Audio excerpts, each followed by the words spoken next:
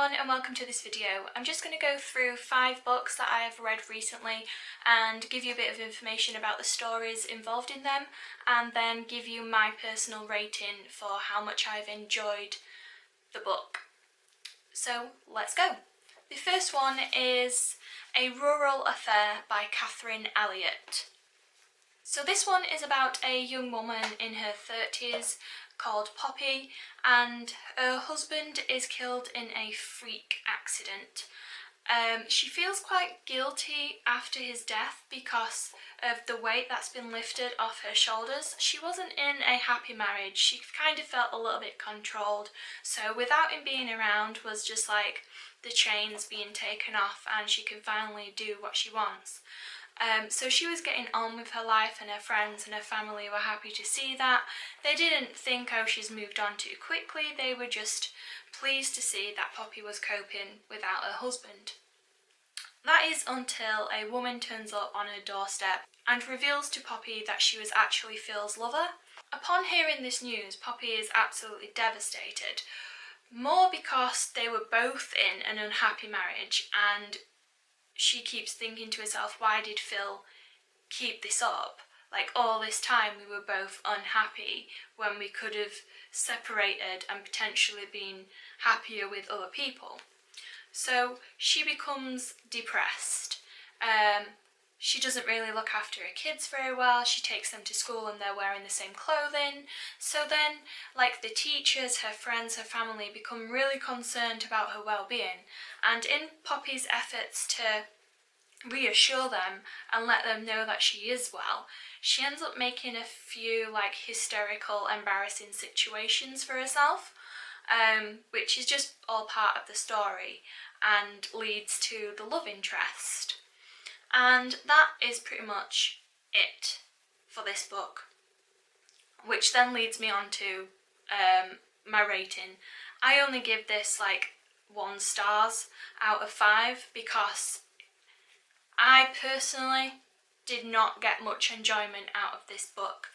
I didn't relate very well to the main character. The way she was written and presented just didn't inspire me. But other people will have a totally different opinion and will think this book is brilliant. So I don't want to dispute that. That is just my personal opinion, that I did not get on with this story. It was just a little bit too suburban and not enough action for me. The second book is another one by Catherine Elliott, and this is Olivias Luck. So this one is about a woman called Olivia, and her husband leaves her.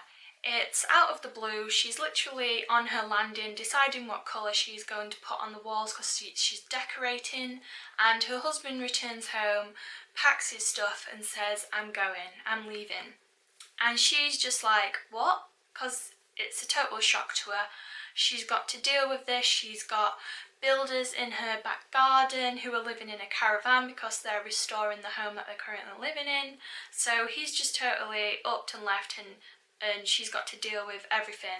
The story then jumps back in time to when she was a teenager, so that you get a bit more information of how Olivia and Johnny, her husband, ended up getting together.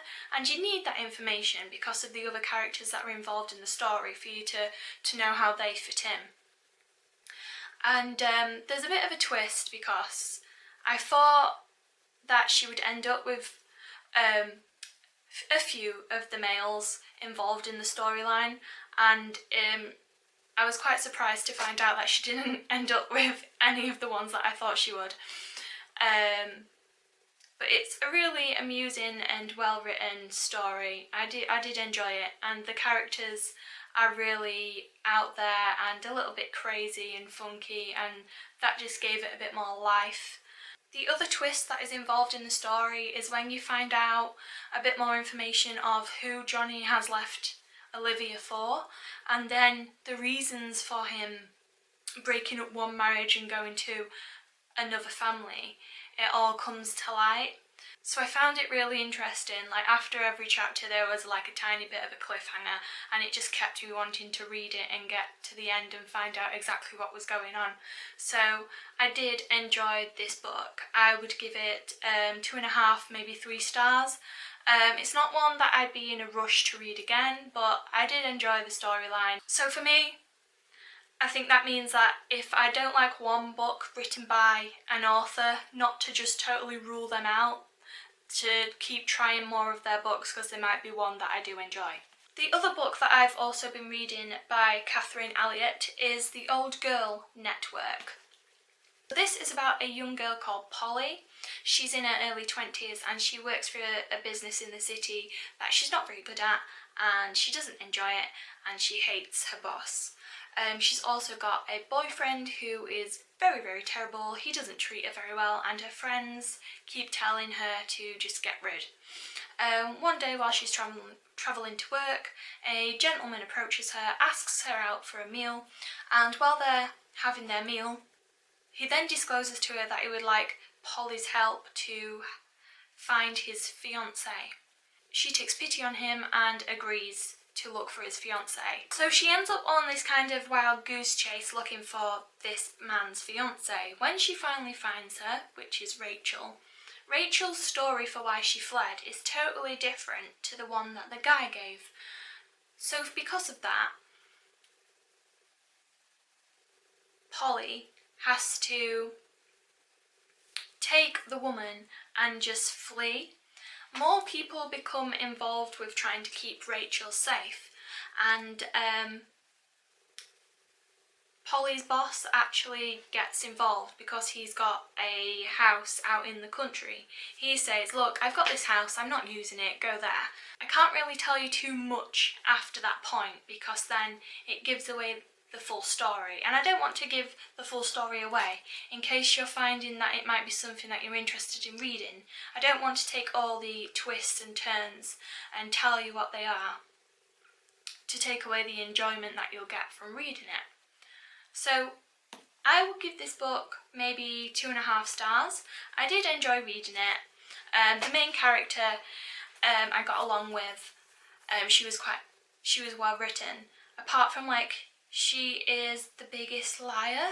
She doesn't mean to lie, but the stuff just comes out of her mouth, and before she knows it, she said that she's like a world famous circus performer, and then the next thing she knows, someone's saying, oh, show me.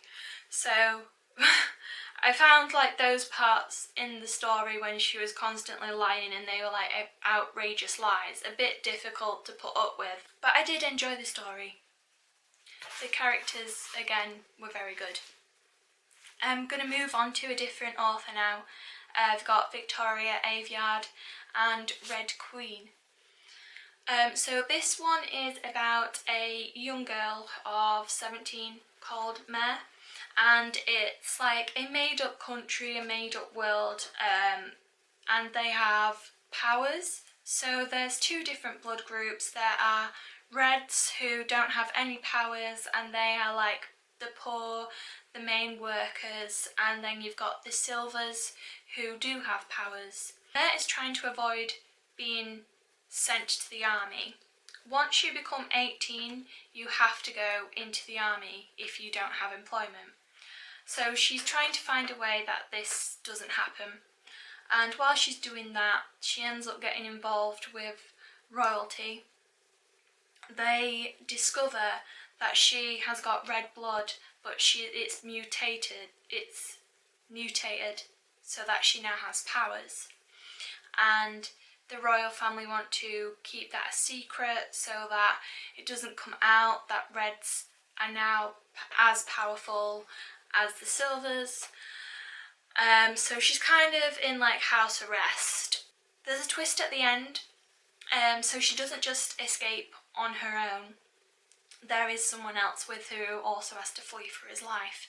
There's a love interest between 2 brothers, and it's just really interesting. I found discovering what other powers are involved in the story, and there's so many different worlds, There's so many characters. It's kind of like the Game of Thrones for how many characters there are. Like, I don't know how this book is going to end because it could go any way. I have really enjoyed reading this book. I would maybe give it 3.5, 4 stars. It's just different. It fully takes me away from the 4 walls that I'm currently trapped in and just allows my imagination to just create this fantasy. So I really have enjoyed reading this book. It's part of a series, so then that leads me on to the second book in the series, which is Glass Sword by Victoria Aveyard. So this is the one after Mare has escaped from the royal palace. And this goes on to being a bit more informative of the powers, of how many reds they are, that there are reds who also have the same blood as Mare, where they have mutated and become different. So she is on a hunt to find as many reds like herself as possible. There's another twist. A main character gets killed, and I was like, I can't actually believe that happened. I thought she would escape, but I didn't expect that character to be killed off. So this one is kind of like they're recruiting an army. They're wanting to make a big change, basically. Instead of the reds having to do all the work and the silvers being all powerful and wealthy, they're wanting to create more of a balance. The only way that they can create a balance is by going to war, and they need as many reds with their own individual skills to pull it off. At the end of this book, Mare actually surrenders, and then it's just left like that. So I don't know if she's going to live or if she's going to die. But then I've also got a TBR, which is to be read, which is the third one, which is called King's Cage. And after this book there is also another one in the series called War Storm, and I think that is the final book of the full series. So this is a TBR, but I'm really looking forward to finding out the next parts of the story. If you have watched this video till the end, thank you very much. Don't forget to like, comment and subscribe. Hopefully see you again soon, but for now, goodbye!